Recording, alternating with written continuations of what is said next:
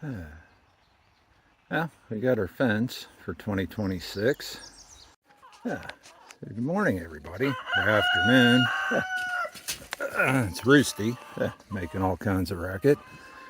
Hey, it's the quick garden hack.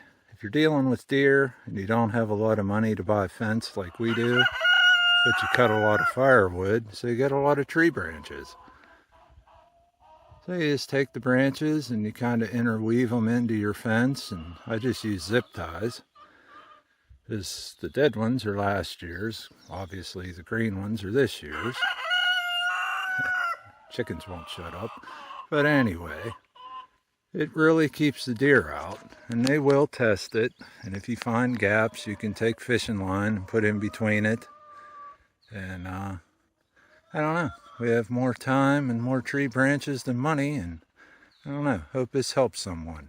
This is Kevin with Double K Creations and Wild Wonderful Wear. That's Pumpkin the rooster. And this weekend, 10% off store-wide for Father's Day, plus free shipping.